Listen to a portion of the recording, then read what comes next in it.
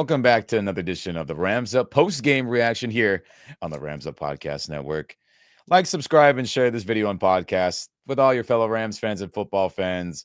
We three here and everyone else who joins us, very much appreciated. But Rams Nation, dang it.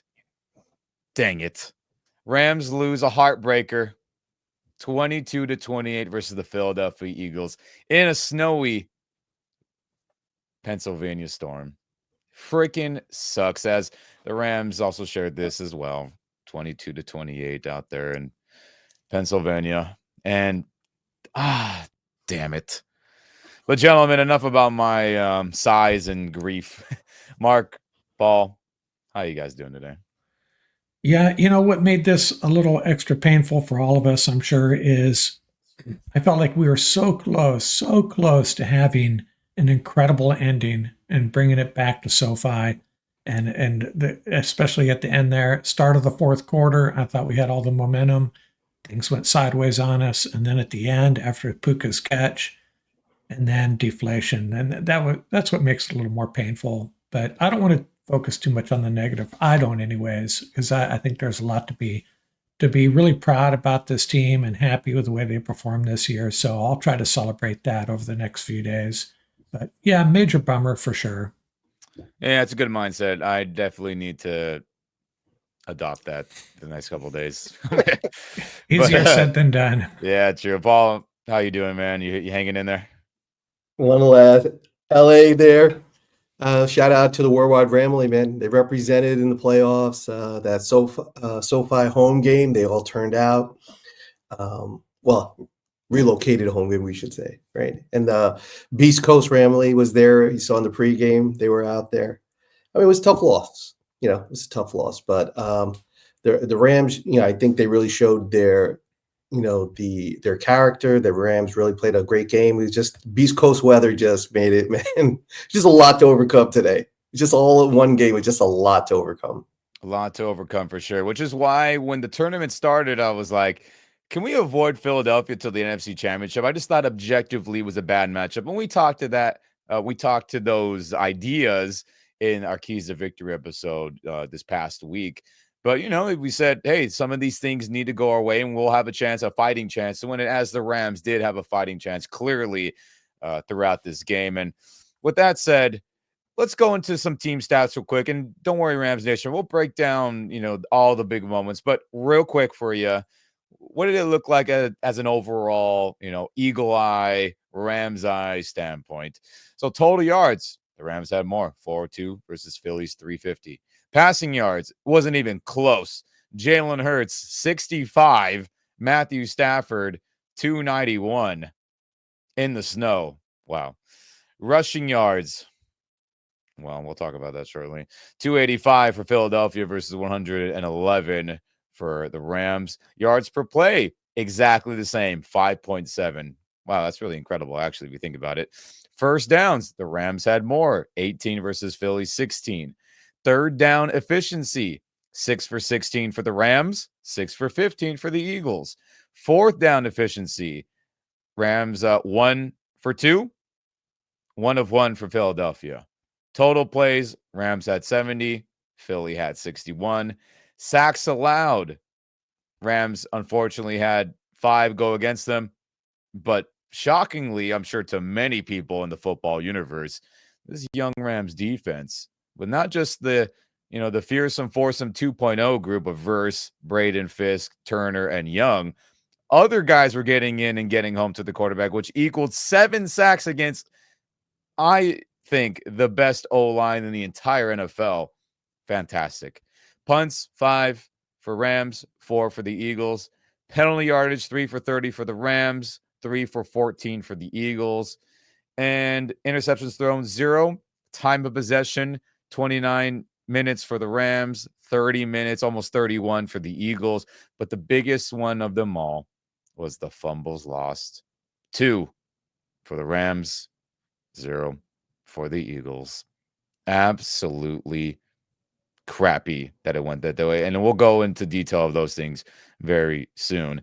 Now, with that, Rams Nation, real quick, some offensive stats for our team for the Rams. So Matthew Stafford ended up with the 324, as that other number I read for you was incorrect and was not updated, as I just Well, I figured think that out. that might have been less sack yardage lost. You're right. I think that's what they do. They do account for that as well. I think you're correct on that. Thank you, Mark, for tuning in and sharing that. So Matthew Stafford threw for 324. Kyren had 106. We saw the big runs, scrambles by Matthew Stafford when he's running over Quinyon Mitchell and stuff. Puka almost had 100. DeMarcus had 74. Cup 61. Higbee 54. Tutu had his 1 for 18. Jordan had 1 for 12. Colby had 2 for 9. And obviously Higbee and Colby, the only pass catchers to score touchdowns, were the tight ends. Very interesting and very, very cool, actually. Finally, get them in the damn end zone. So there's that. Then you have, how about the Eagles as a whole for their offense real quick? So you got Jalen Hurts again, only throwing for 128. Really incredible. Saquon, 205, 2 rushing touchdowns. Gosh dang it. And then Jalen had a 7 for 70, scrambling around. Goddard only had 56 as he was their leading receiver. Saquon Barkley had his checkdowns for 27, a little screen. And then Devontae Smith and A.J. Brown, 21 and 14 yards. Excellent. Excellent to contain those freaks and natures on the outside. But again, Saquon 205 makes up for it, unfortunately. And then real quickly, defensive stats for the Rams. We'll be fast about this. All the tackles, but again, let's go through the sacks. Jared Verse said, I'll talk shit and show up. 2 sacks with all the pressures and tackles for loss. Omar Spades had a sack. You had Jalen McCullough have a sack. Kobe Turner had a sack. Braden Fisk had a sack. Neville Gallimore had a sack that was a safety. I mean, fantastic for those guys getting home.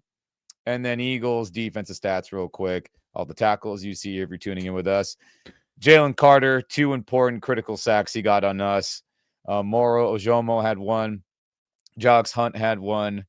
And that was really a big deal. And then Nolan Smith Jr. had the strip sack. That was brutal as well. So real quick, Rams Nation, that's all that fun stuff. And with all that, anything stand out to you, gentlemen, here with me? I'll start with you, Mark. Is there a certain stat that you're like, holy crap about?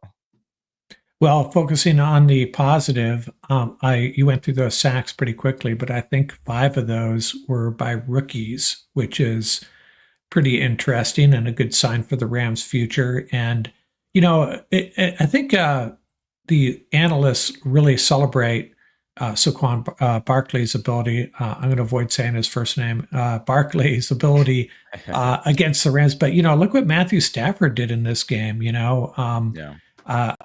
And I saw some people banging on him on social media, and I don't understand. I was just really impressed with that. I'm just going to interject real quick and say, dumb.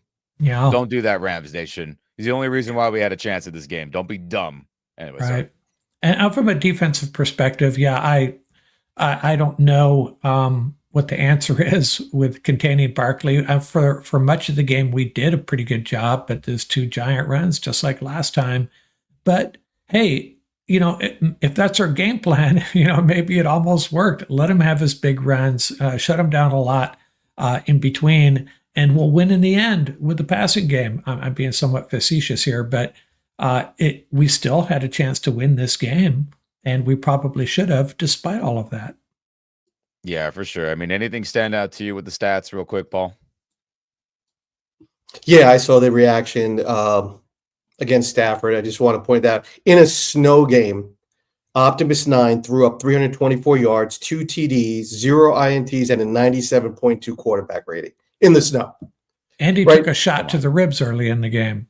And he put Q Mitchell out of the game. He ran in like a beast. Yeah. I don't think that was intentional, by the way. But no. So in any case, listen, if there was any question whether Stafford should be back next year, that was a race today. He brought them down to the final seconds. It was there. It's just like we were talking about. There's just a lot to overcome. The Rams had to overcome the 18 points straight from the Eagles' ground game. You just can't do that. You can't give up 200 and change and 18 points in the ground game. You just can't, right? That's like the fundamentals of defense. So, but in any case, there were a lot of positives today. Puka showed up. You had 14 receptions by the wide receivers in a snow game. I thought the tight ends could have been involved a little bit more, but that it is what it is. But Higbee played great. He showed that hopefully he'll be even better next year once his knees like at full strength. What really hurt the Rams today was the red zone. Too many empty trips or 3 points out of the red zone, 2 for 5, and we said that was going to be the difference in a game like this. If it was like 3 for 5, think about it. It's a different outcome. But would, should, could. Subjunctive case doesn't help you in sports. You got to get it done. So the 2 for 5 really blasted them in the red zone. But the 2 turnovers. But Keir Thomas played well. Gallimore, that might go unnoticed. But when you start talking about building from the roster bottom up, I think Keir Thomas, the Rams may have stumbled onto something. Man, he's put on a lot of weight. He's played well. Nice rotational player. So I like that part of it. The secondary held up well, so that was another big deal. And it's just a lot of positives to take away from this season.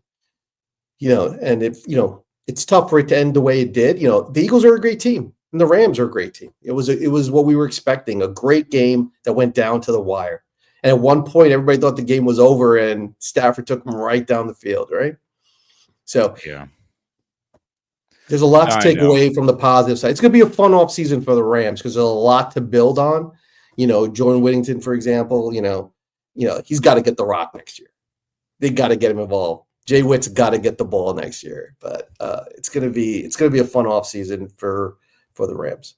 I think so too. Rams Nation. But as this is a post-game reaction, and unfortunately this is the final game of the 2024 campaign and of this playoff run for the Rams, let's get into in depth of this game and how it actually unfolded.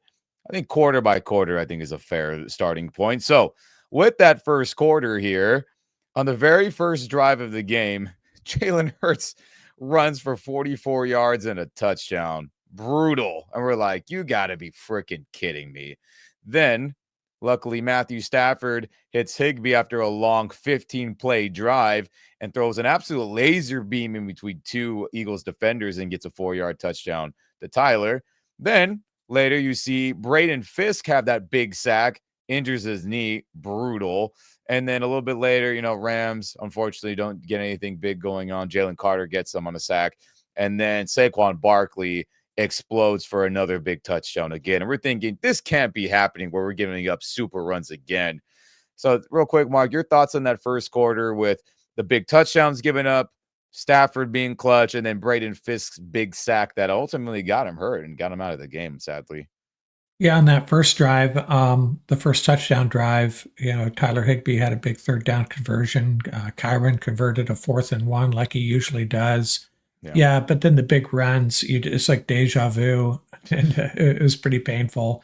And but I had this growing feeling, even as those plays and the ensuing ones occurred, that the Rams were in this despite all that.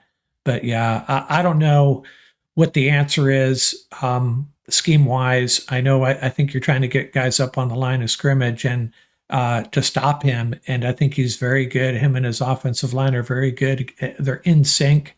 And if he makes a cut into space, he's gone. And I would make the argument, actually, that Kyren's running was actually more impressive in a lot of ways as far as running through traffic, breaking tackles. Yeah. Saquon didn't have to break many tackles on his 2 runs, really. He was just running to open space.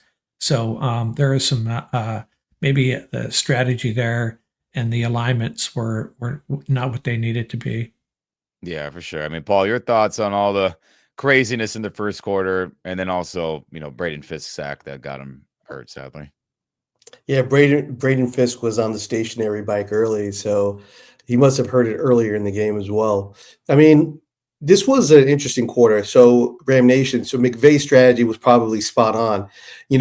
The weather wasn't super bad. It was getting there, and he knew he had maybe an hour before he was going to get bananas. So he was trying to get as many points. So That's why Stafford was opening it up a little bit more than I think anticipated. I think everybody was expecting the Rams to churn it out on the ground a little bit more, but he was trying to gather as many points as humanly possible before the weather went south. So they were moving the ball. The Barkley touchdown was an absolute backbreaker. Absolute backbreaker. And Jalen's too, right? Because it was so early in the quarter, and it was, you could just see it was a gaping hole there on the right side. But from the Rams' perspective, they were able to move the ball down the field through the air. And, in bad weather games, I was telling Mark, the tight ends are like the easiest throw. It's the shortest throw, inside leverage. We saw that with Higbee. And then later on in the game with Parkinson, I thought they would have used that a little bit more. Me too. In the second quarter. But, first quarter, it was two plays that really swung the momentum and eventually did the Rams in. Yeah, I was like, gosh dang it, I can't believe it. But I did enjoy Stafford's, great drive. Again, that laser beam throw, I was like, oh, he's on one today. We're going to have a shot. And then I was feeling good about us getting home to Jalen Hurts early. So that felt good. But Braden Fisk getting out, did it cost us? Maybe his big plays would have been crucial, or his presence. But, shout out to the D-line for holding strong the rest of the game. And we'll get to that rest of the game. As we jump to the second quarter, as not much was going on after all the high-flying offense in that first. As we go here, Rams do have another long drive to kick the field goal, as unfortunately CJ Gardner-Johnson had that really big stop on 3rd and 2 when we were in the red zone there, which forced the Cardi field goal, which luckily, no problem. Ethan Evans had a good hold. Ward had a good snap, and Cardi nailed it from 30 yards, and that was good to see. But then from there on out, hey, big run, or I should say sustained run by the Eagles, run, incomplete pass. And then Jared Verse showed up and had a big sack. Then we got the ball back, had to punt. Things didn't go well. And then the Eagles ultimately, was thinking, oh, we're going to score some points before the half. But that's when Omar Speights gets in there, strip sacks, and then Kenneth Gainwell falls it in. They just decide, all right, we're going to give it one more go. And then Jared Verse had another sack before halftime. So not much scoring, Rams Nation, but 3 big sacks by rookies, 2 by Verse, 1 by Omar Speights, kept this thing close, 10-13 going in the half. So I'll start with you, Mark. Your thoughts on Cardi getting the points and then the rookies totaling 3 sacks in that second quarter to kind of keep it close. Yeah, I mean, it's just inspiring to watch these rookies play on defense. It's just incredible. And I can't wait for them to show what they have next year. And our special teams, not just Cardi, Ethan Evans had an incredible game as well. I think the special teams, I think the announcers are banging on Xavier Smith for not fielding that punt.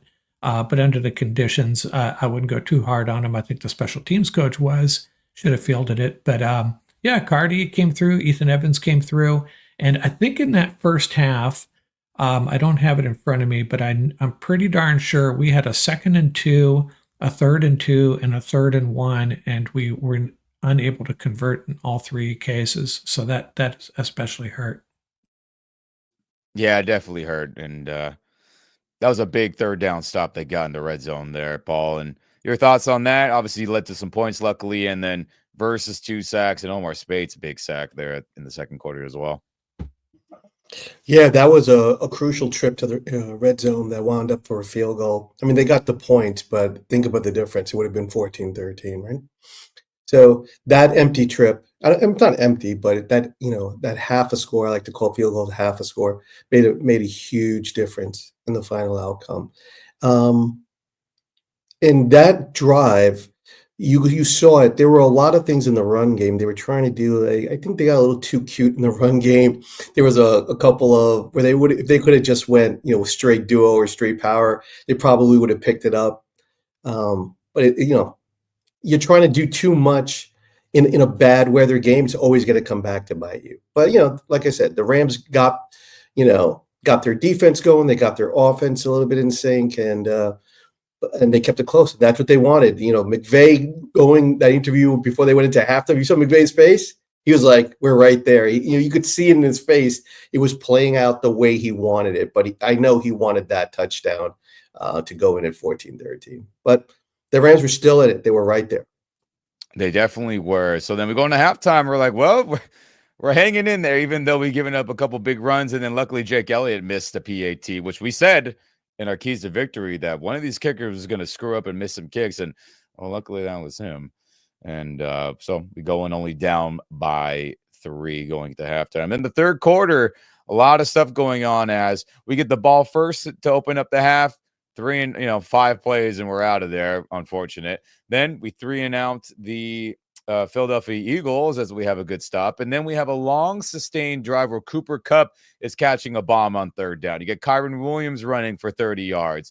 You get some short stuff. And then you have the absolutely brutal stretch zone handoff where the ball just literally slipped out of Matthew Stafford's hands in the red zone there as we were on the doorstep on that 1st and goal situation to possibly get it. And we lose tons of yardage on that. And it was just like, I cannot believe it. As I know, a lot of Rams Nation was quick to be like, Kyren, that dumbass. Oh my God, la la la. When it was not Kyren, everybody on that one in the red zone. Matthew Stafford trying to hand it off on the stretch run just completely slipped out of his hands. And, luckily Kyren was able to jump on it, but led to a field goal. Then, Philly drives down, gets a field goal for themselves. We get the ball back and we're like, can't do anything with it. And then short run for Saquon as Ethan Evans had a great punt right before that. And then Gallimore gets a huge safety to end that third quarter pretty much. So a lot of craziness went on Rams Nation in that third quarter. So your thoughts, Mark, on a good drive that got screwed by the fumble on the handoff, Elliott then burning some time, and then Gallimore coming up huge, and the defense for getting a big, safety sack on the Eagles offense. Your thoughts on all that? We were really fortunate that we were able to recover that fumble. Actually, Yeah. that could have been a disastrous play. And on the safety, I don't know what the Eagles were doing there. Jalen Hurts dropping back like that was really odd, especially with the kind of pressure the Rams have been bringing. And I want to say, sometimes we focus on everything that went against us, and there were a couple plays. I'm pretty sure they're in the third quarter that went our way. One of them would be, okay, it's a bummer that we messed up that handoff, but it was a big break that we recovered it. And then that was the quarter, I'm pretty sure, where A.J. Brown had the drop, like I think it was a 3-yard line. And that was a really big break in our direction. And then they had that little screen pass to Goddard down to, I think, the 2 or the 3 that was called back for the illegal player downfield that messed up that drive. So this is hopefully going to make Ram fans feel a little bit better in that we were the beneficiaries of some things that happened. And so, the third quarter, at the end of the third quarter, after that safety and we got the ball back after the safety, of course, I was feeling really good about where the Rams were in this game. Yeah, definitely same. I mean, Paul, your thoughts on the fumble that cost us a touchdown maybe, and then ultimately a little bit later, Gallimore getting a huge safety on Jalen Hurts. Yeah, you see that another trip that wound up with a field goal, but the Rams walked away with points, but those field goal trips eventually came back to bite them. But shout out to Jake Elliott.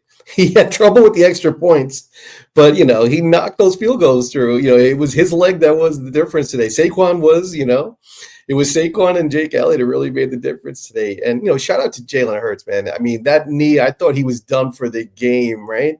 He came back, put the brace on, and so that's playoff football, man. Both sides of it. You see the Warriors come out, but for the Rams, Cardi came through, and then the big safety, the field position, playing the field position game in bad weather always pays off. Special teams played really well today for the Rams. It really did. But that was a crucial drive that ended up in a field goal instead of the full 6. Yeah, yes, it was. And I'm very unfortunate. But, we're feeling good, 15-16 going into the fourth quarter, getting the ball back. And we're like, oh, hell yeah, we're still alive. And I was definitely feeling that way after feeling kind of down on the fumble. And other stuff. I was like, gosh, we're just blowing opportunities. So we jump to that fourth quarter, and before we get to the scoring stuff, we get the ball back off the safety. As you know, you get a safety, you also get the ball back. So they kick off to us. Kyren has a nice 8-yard run, and then the next play, he's getting decent yardage, and then Jalen Carter comes in and rips that football out. Isaiah Rodgers scoops and picks it up for 40 yards on that. I could not believe it happened. And I know Rams Nation, it was snowing pretty good. I understand all that, yada, yada, yada. But you can't fumble in the playoffs like that and with a game that close. Absolutely brutal. We'll get more onto that very shortly. So, luckily, Rams defense held on strong, forced another field goal, did not give up a touchdown. Clutch. Absolutely clutch. As what happened, we thought definitely there was a touchdown as Saquon was short. He got brought back. Then they were going to go, brotherly shove, tush push. But luckily, future Hall of Famer Lane Johnson at right tackle for the Eagles, false started. They had to back up and they chose, to kick the field goal. So shout out to the Rams D holding on strong there, making that field goal attempt their only option on that play. Then what happens when we get the ball back a little bit later? Hey, some good yardage. Matthew Stafford hits D-Rob for a big 3rd and 9, some incomplete passes, and then Matthew Stafford gets strip sack fumbled by Nolan Smith, and we're like, I cannot believe it. But we get to another field goal where the Rams defense holds on strong, hangs in there, and we're like, wow, I can't believe it. Rams, unfortunately, have to punt again. They don't do jack. And then Saquon Barkley has a 78-yard touchdown not too long after that, or 2 plays after that, actually. And we're like, oh, this game's over, isn't it? We're like, well, we screwed up. Too many mistakes. The 2 fumbles screwed us. And we're like, well, we'll see if there's a miracle in us, but this game's probably over. And then all of a sudden, Rams go no huddle, and they score under 2 minutes as Matthew Stafford's just destroying them through the air. And then he ends up hitting, Colby Parkinson on a 4-yard touchdown. It was like, when the hell was that all game? And we're like, okay, well, they're alive. Then what happens? We say, do the Rams defense of young core have one more good stop in them? And they did. They get the big stop. And we're like, holy crap. Kobe Turner's big sack led to them kicking it away. And we're like, wow, Matthew Stafford's going to have one more comeback in him, isn't he? As we saw him throw laser beam after laser beam. After Puka's big back shoulder, 37-yard catch where he kind of held it on with his shoulder and helmet. I was like, holy shit, we're going to pull this off. I can't believe it. That, some 3-yard pass. Then we had the penalty where, Kevin Dotson thought the ball was snapped and he false started. Brutal. Then we're hitting Nakua. He gets short of the goal, short of the first down yardage. And then on 3rd down, Jalen Carter totally fake stunts where, real quick, Rams Nation. A stunt is where a lineman, any pass rusher, could be anybody, they attack one way to get to the quarterback at first, and then they go a different direction. It's on purpose. It's not like, oh, I'm just trying to get myself open. It's designed. It's on purpose. He gives a fake shimmy inside, and then he does a swing move over Bo Limmer, our center, and Kevin Dotson totally bit on the shake move as he says, oh, he's shimmying inside, and totally just turns his head away, and then Jalen Carter was just completely untouched, getting that big sack on 3rd and 2 on Stafford. Brutal.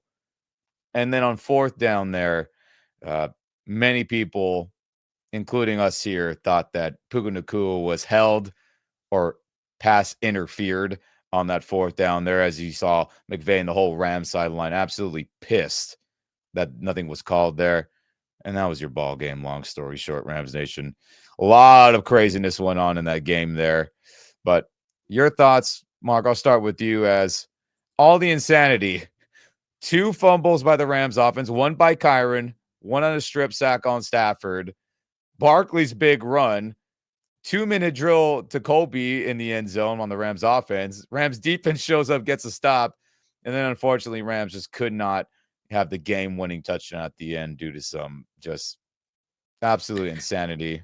Your thoughts? Yeah, 28-15. I was kind of sunk into my chair. Yeah. Thinking about the draft, thinking about what I can do to did not think about this game afterwards. What a bummer. And then all of a sudden we're like, wait a second, something magical might be happening here.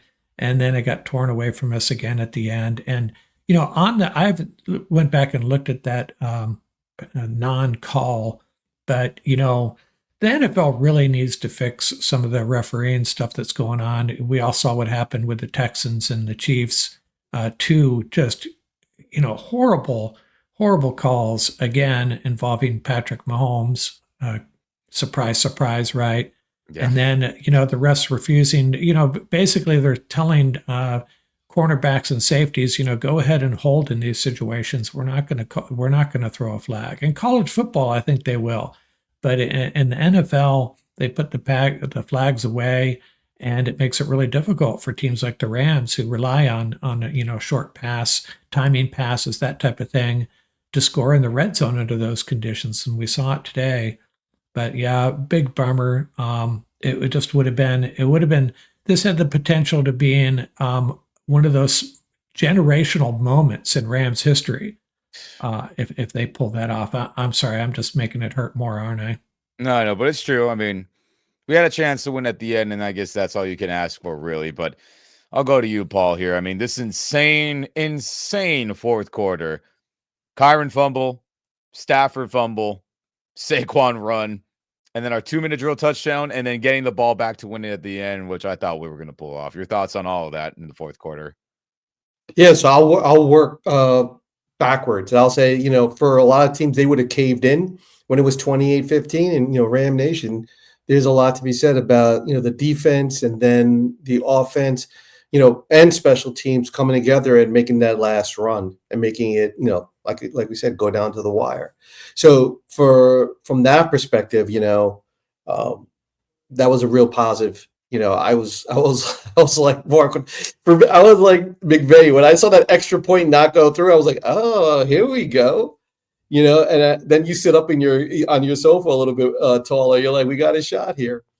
But it was great to watch them go down the field, and then the defense come away with a stop, and then Rams take it down again. And remember, Ram Nation, this is when the snow was falling the heaviest. Right. So on top of all that, this is when the snow was falling the heaviest. So, but once again, the Saquon Barkley, that's just a backbreaker. You can't give up that run. Yeah. You just can't. But that's what the playoffs are. The playoffs are, you can't, things that you do all season will always come back to bite you. Right. And that's what the regular season is for. You can't go into the playoffs with like those type of glaring deficiencies, and that's what happened. But shout out to Jake Elliott. 2 clutch field goals were the difference. Wound up being the difference, right? He had it's always funny, right? You struggle with the extra point, but you knock through, and you see the teammates there digging into the ground, trying to clear up some grass for him. I mean, that's playoff football, man. That's what it's all about. Literally scratching and clawing your way to a victory. That's what it's all about. So the least likeliest of heroes come forward. So it was a tough end, but the Rams went down swinging. That's the way you want. They went down swinging, and that's the bottom line. Yeah, and I think it's important, as our whole Rams universe is up in arms for a couple of things, and I think it's important to talk about them real quick with you guys and everyone here tuning in. The Kyren fumble. I think we have to talk about it, at least give it some thought here and share our thoughts on that, as a lot of Rams fans were absolutely furious with Kyren Williams for coughing up the football, right after we had gotten the safety and gotten the ball back 2 plays later. So I want to ask you guys here, as we're all together, as many people have shared their thoughts, colleagues of ours in Rams media have shared their thoughts one way or another, and they're very polar opposite, many of us. The fan base is very split, but a lot of them have been leaning, as I've been kind of, viewing everyone's thoughts, leaning very negative on Kyren. I'm going to ask you, Mark, and I'll share my thoughts in a bit after. Does Kyren Williams have a fumbling problem? Yes? Or do you think no? I think he certainly does. I also think he's one of the best backs in the National Football League. And I was talking to Paul before we recorded here, and I'm going to reserve my thoughts on that. I don't want to be overly negative toward there's 3 or 4 players that we could talk about that cost us just as much, I think. That fumble cost us some momentum.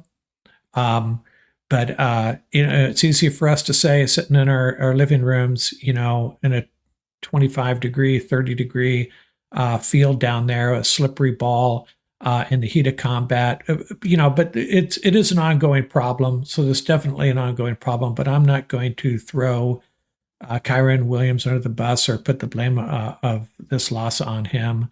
We had, again, I don't want to talk about the negative things that happened with this team on offense, mostly, really, and giving up a couple big runs. What's a bigger problem? Our defense giving up 78-yard runs or a fumble that cost us 3 points, So I'll leave it at that. We'll talk more about it. And I think maybe in a couple episodes, we can talk about, we can grade all our players and hand out some player of the year on each squad and that type of thing. But that's all I'm going to say about Kyren Williams for now. You guys can have at it, but I still love the guy. And maybe we need to get Blake Corum involved next year in critical situations. I don't know what the answer is. Maybe he needs to undergo some off-season ball security therapy to fix it.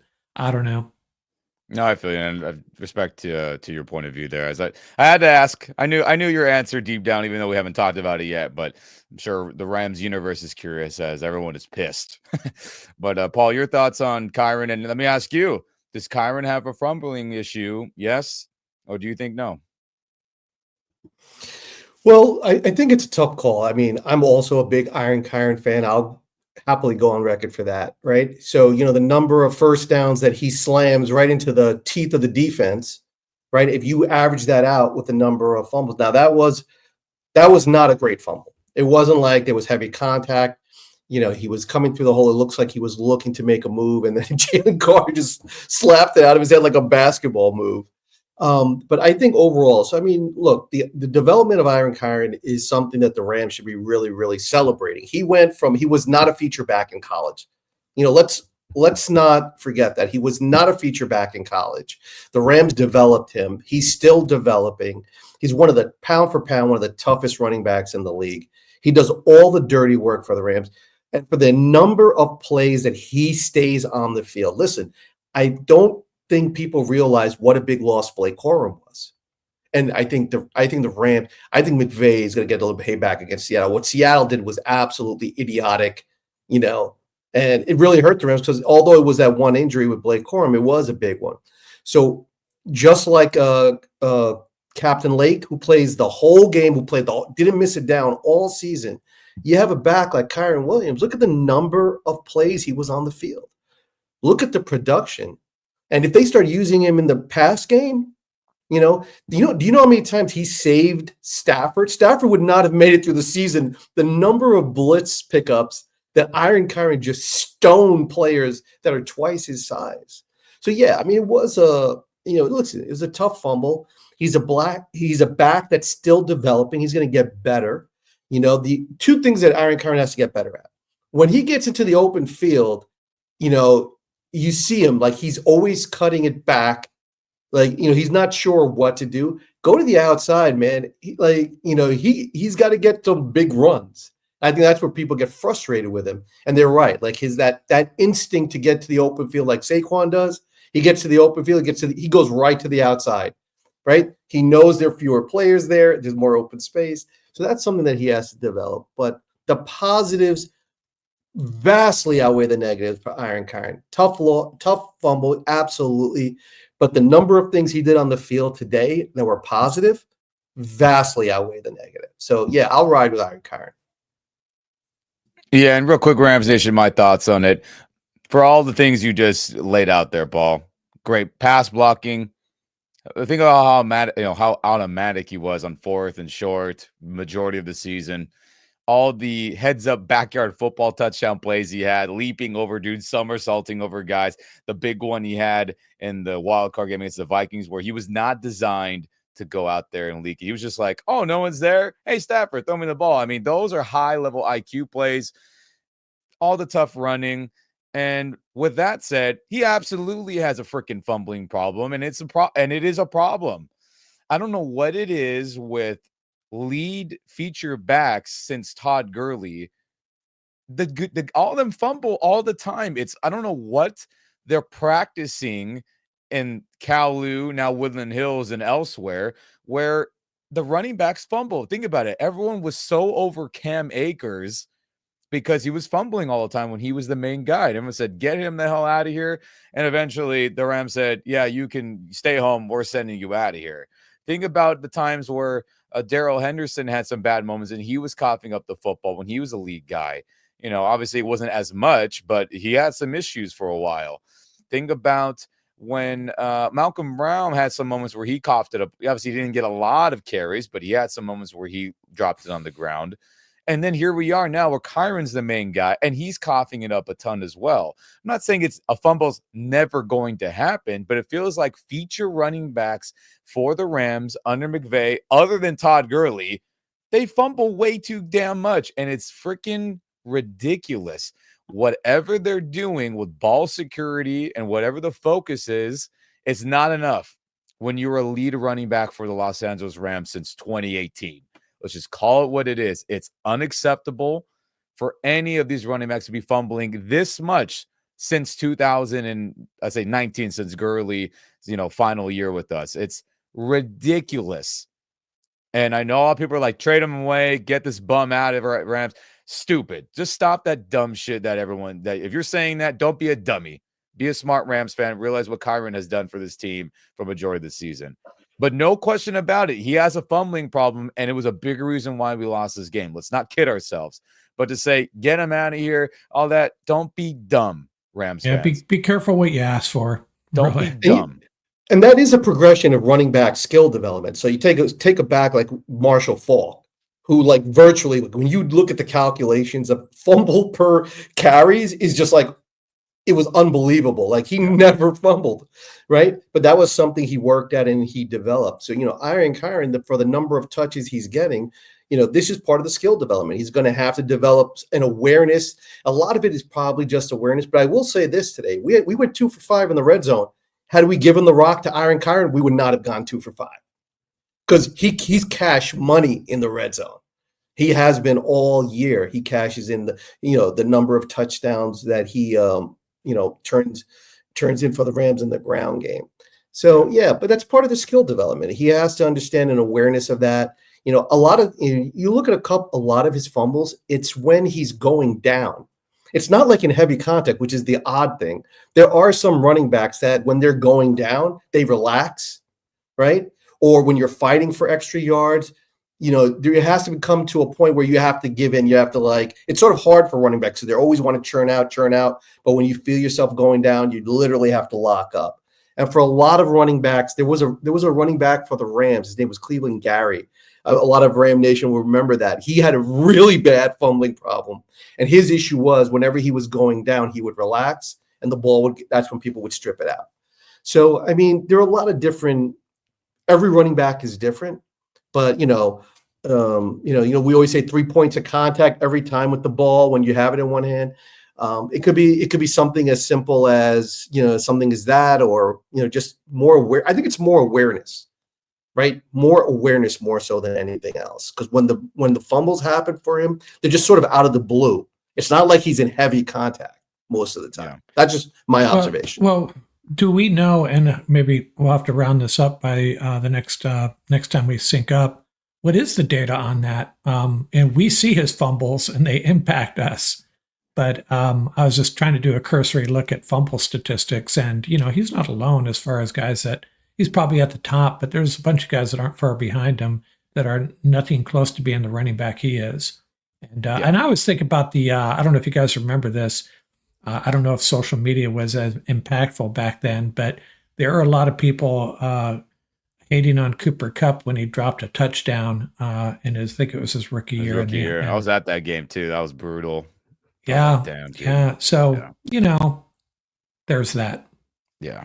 I mean, and look at Rams Nation. Let's not be fools. Again, I agree it's a problem and it needs to get fixed, and it costs us games, and it's a big reason why we lost today. Duh. But like Mark said, be careful what you wish for, as he was one of the constant show up and score touchdowns and get tough yardage the entire season when this offense sucked a majority of the year. Let's just remember that. And I'm in no opposition standpoint to say don't draft another running back. Absolutely not. If there's someone who's a home run hitter and who can be a Saquon-esque guy, he's a Hall of Fame level talent. Let's not be dumb here about it. But if there's somebody who has that breakaway speed that would be a good complement to his power running, I think that's a fantastic choice. As we know, yes, those times where, Kyren can break out, would a Saquon turn that into a 70-yard touchdown? Sure. So I'm not opposed to getting another running back who could be the lightning to Kyren's thunder of his play style. I'm not opposed to that at all. So, but don't be a dumb Rams fan and say, get him out of here. Don't be that guy or girl or whatever. Yeah, and as far as the draft goes, I can almost guarantee you the Rams will draft a running back. It's a matter of when. They virtually draft a running back every year. I don't know if it'll be early, but they will draft a running back. Right, Paul? This is a great running back class this year. And from round one all the way down. Remember, they spent a third round on Blake Corum. Don't forget that. They spent third round pick on this guy. This for a reason. They must have seen something in him. But yeah, I mean, it would be nice if they brought in like a big sledgehammer back, I think that would be really, really great in this offense. But we'll see. This is going to be a transition year not to jump too far ahead, but this is going to be a transitional year for the Rams. Yeah. We see that with Cooper Kupp. We see the emergence of a little bit more 12. Who knows? You got a strong tight end room. They have a bunch of decisions to make in terms of free agency for their wide receiver room. So it's going to be really, really interesting. And I loved McVay's press conference today. I have not seen angry McVay in a long time. If there's one silver lining to this, I'm still feeling the loss, and I'm sure the players are. Of course they are, right? But McVay, you saw it in his face. I haven't seen angry McVay, and angry McVay is a dangerous McVay. So I'm hoping that this leads to, a little introspection within the organization. And I will go on record as saying this: they need to look at, is it, with what happened with Cooper Kupp, now you have Puka, and if they're penciling him in for the slot, for next year, look at the wear and tear in terms of what it did to Cooper Kupp, right? And now that puts into context that Super Bowl year that Cooper Kupp threw up all those numbers, sprinkling this, he was probably one of the best blocking wide receivers in the league, on top of all those numbers that he threw up, Triple Crown winner. So take a look at that before you do that to Puka also. Don't do it to Puka, right? Take a look at how you're going to facilitate that, because don't repeat that same thing, because the decline of King Kupp was largely predicated on, the physical wear and tear. And how many times have we already seen Puka kind of not limp off the field, but not look 100% as he goes to the sideline? Tons of times. And I think it's, obviously this is a bigger conversation for another day, but I think we're here. Let's just chat about it very shortly. I'm sure a lot of people are curious after this loss is, who's going to be back? And I get it. That could be a whole day's worth of topic and media and everything.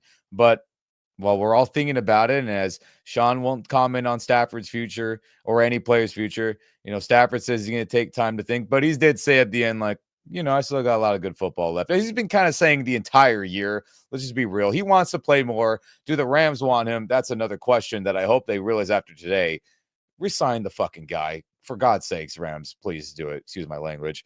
But real quick, I put out this tweet earlier. I'm like, it's fair to ask if that was the last time we'll see these specific players suit up for the Rams ever again.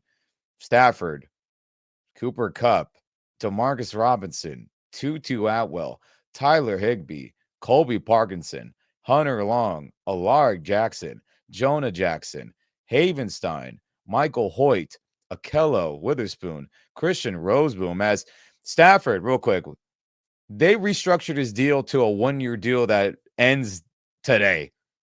As yes, there was future years and there is those void years, but he has no guarantees. And it was done that purposely to say, okay, if we'll see how the season goes and we'll talk about it in the offseason. As everyone remembers that McVay and others were late to a training camp press conference, as McVay was totally stressed. We talked about it when it happened, where he had that look of like, oh my God, hey, we had some tough, real conversations. And, McVay has no poker face about anything, which I do appreciate as a fan. We never, he's obviously he does things, with the game in mind of like, hey, I have to lie to protect, our game plan, whatever. But there's other times where something's up, and that was one of those days where he just looked like he had a shit conversation with Tony, Kevin, Stafford, and the crew about money and contracts. Hopefully, they want Stafford back. He seems like he wants to play.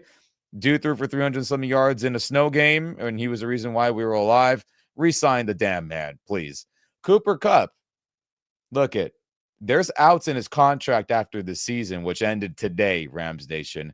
He has not looked the same after that Bills game. He's either playing hurt or father time got him. I don't know which one it is. We've talked about it a ton, but you cannot have a wide receiver in top 10 money and salary cap wise if the production's not going to be matching that. And for him, year after year, be hurt, not be 100%, or if this time around it is just father time, it's unacceptable. Something has to give there. Either they move on from him, which I hope doesn't happen, but if it's for money, you can't blame them. Rams are savages. They do not care what you've done for this team. They'll bail on anybody. So hopefully he comes back at a number that makes sense for the Rams and for his production and everything else.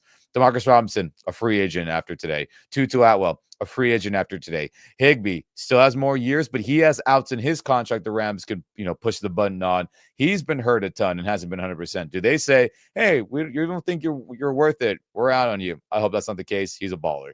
Colby Parkinson, hey, we signed you to big money. It didn't work out. You're obviously not a starting tight end. I could see them yanking the plug on him immediately like they did to Robinson from a couple years ago. Oh, I'm blanking on his name right now, who we signed, after the 2022 campaign, broke his foot in the Saints game. You're like, you know what? You don't work out for us. See you later. Same thing with Jonah Jackson. Signed him to big money. And we're like, you know what? You can never practice because you were hurt all the time. The one time you did play, you were bad. And then, a 6th-round rookie was better than you. I can see them pulling the plug on him and sending him off. Alar Jackson, it was a restricted free agent and played like a top 10 left tackle in many, many games this year. Is he going to demand an insane contract? And then do we have to move on and be like, oh, who's going to be our left tackle? That's going to be a question. Rob Havenstein, he's got a couple years left, but is he just overplaying every year and prepping as, some guys hit a wall? We all thought Aaron Donald had a gazillion years left, but he was just done playing. Is Rob Havenstein going to be in that camp as an older veteran player who's late into his 30s? And he's going to be like, you know what? I'm done playing. I won a championship. It was a good ride and I'm over it. Does that happen too? Michael Hoyt's a free agent who has been very, very key in this defense. Akello Witherspoon's a free agent again after having a fantastic run as a starter this second half, late, third half of the season. And then Christian Roseboom, who had, didn't start out great, but played very fantastic from the second half of the season. Even today, he played really well, in my opinion. What happens with him? So I say all that to say, gentlemen here with me in Rams Nation, I expect at least half of these guys to not be back at the Rams. And gosh, that would suck. But that's the reality of football. Not for long. That's just how it is. Yeah, and there's 2 other guys, Bobby Brown and Joseph Noteboom. Mm-hmm. And, just for everyone's awareness, Paul and I already did a breakdown on the Rams tight end situation and tight ends in the draft, a really strong tight end draft, by the way. And we are all primed to do the same with the wide receiver group, identify who's under contract, who isn't, and who the wide receivers in the draft are. Say, yeah, you're right, man. The Rams have a lot of decisions to make, and the wide receiver group will be one of them for sure. Yeah, I expect everything on offense to be drastically different next year. Hopefully Stafford will be a pillar that's left, but we'll see with everything else though, right, Paul? I mean, so this is all key players on this list. And I forgot other people, but this is everyone I just thought off the top of my head earlier. Eesh. Yeah, after watching that press conference, I think, McVay's going to go to work. He's been given a couple of days, but he's going to go to work. He knows how, if you listen to what he was saying. So the Rams beat the Vikings. I know everybody's just like going to town on the Vikings, but they were a 14-win team, right? So the Rams went in there with a horrific start to the season, overcame so much adversity, beat a 14-win team, and then went on the road in the snow and went down to the wire with the Eagles, right? So where people can argue is definitely, right, in the NFC anyway, top 2 team, right? Without question. They've proven it, right? Because that's where they're going. So if you look at it from that context, how close were they? With a season that was marred by injury, they did not play well from third down efficiency standpoint, red zone for a lot of different reasons, overcoming, the drop off with King Cup and everything else. So there's a lot, there's a lot to process there. But if you take a look at it, I think from McVay's perspective, his press conference is spot on. We're so close, right? You got to take that and carry that momentum into the upcoming season. So no rest for the weary, right? But when we do our segment on the Rams offseason, this is going to be an interesting offseason. The Rams consistently are able to bring in 4 to 5 players through the draft every year that can be immediate contributors, right? So that's good from a rotational basis, whatever it may be. Even with their red shirt philosophy, they still are able to do that in certain key components. I think with free agency, they tend to do okay. I mean, they've had a couple of misses. We know that. But I think it was more out of desperation than anything else. But I think what's going to happen is I think philosophically you're going to see some tweaks. I think McVay realizes that he has to not make wholesale changes, but he has to tweak the offensive philosophy and definitely has to tweak the defensive philosophy, right? But you can't keep losing so much coaching staff every year. So the same way you bring in free agent players to build your roster, you have to go and bring in. I always say the best coordinators are ex-head coaches. They get fired every year, bring them on. They are the best coordinators because they are motivated to get what? A head coaching job. And they will do a lights out job. So a great example of that would be when the Patriots were winning all those bowls. How many times, guys, did Josh McDaniels leave and wind up when he was available? What did they do? They brought him right back, right? And he did a great job with that offense, right? So that's a great example of that. So you can't keep, and I think McVay is taking so much on his shoulders, right? And that just shows you what a great coach he is, that he still gets that type of output. But it's time to, and I always go back to when he had Raheem Morris, when he had Coach Phillips with that defense, where he can just say, listen, you got this part, I got this part, let's rock and roll. And that's how they wound up in the big dance every time, right? So those 2 years. So I think that's something he's going to have to take a look at. You got to bring in some heavy-duty guys that can really, that can take ownership of a segment of the team and give you the type of production that that the team deserves. Look at this roster, man. Quentin Lake, out of nowhere, the guy played every Ram Nation. He played every down on that defense. Let's just put that into context. Run defense, deep middle, and probably one of the best slot coverage guys in the league. You got that kind of guy on your defense. You got a vicious pass rush that is deep, right? You got some young players there you can develop. You got to get a lot more out of the various segments of this team, and offensively too. So I think that's another thing that he has to look at. Bring in some name guys that are proven in this league that other teams will have to game plan for instead of the other way around, right? It was too much this year where the Rams were reacting to what the other teams were doing, right? Sometimes you need look at Vic Fangio, right? I'm sure how much time was spent trying to game plan for his defense as opposed to the other way around, correct? That's a game changer.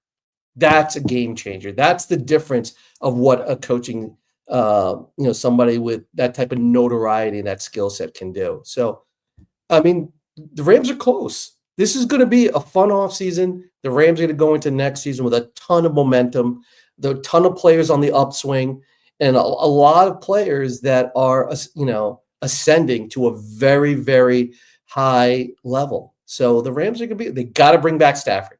No question about it. You have to bring back Stafford. You are not going to find another player that can step in at that level and with that level of execution in crunch time.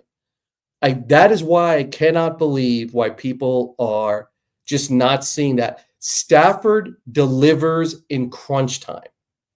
Okay? Look at this playoff run by some other teams that will remain nameless, right? That are in Cancun or on their way to Cancun. Look at the quarterback play. Look at the quarterback play.